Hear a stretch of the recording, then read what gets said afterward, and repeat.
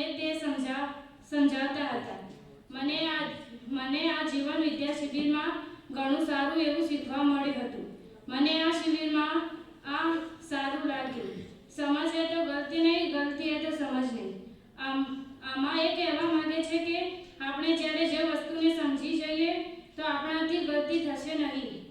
દાખલા તરીકે ગણિતના દાખલા, જ્યારે આપણે જાણીએ છીએ કે આ દાખલાનો જવાબ આ આવે છે તો આપણાથી ગલતી થશે નહીં.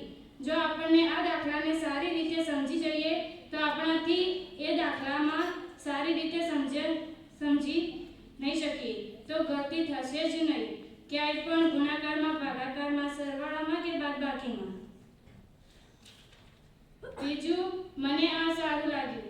बिना जाने हम किसी को जानते हैं वो आस्था है और हम जिन्हें जानते हैं वो विश्वास है.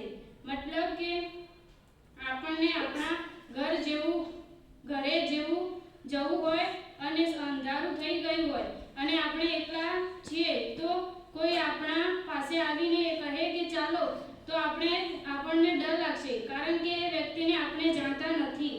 તો આ આસ્થા છે. અને આપણા જ શાળાનું કોઈ પણ સાહેબ કે બેન આવે એમ કહે કે ચાલો, તો આપણે તેમના સાથે જઈશું, કેમ કે આપણે એમને જાણીએ છીએ. તો આ આસ્થા છે. મને ત્યાં સારું લાગ્યું.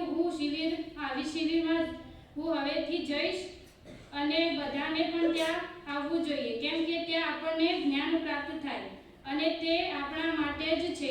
તો બધાને આવી શિબિરમાં આવવું જોઈએ. Thank you.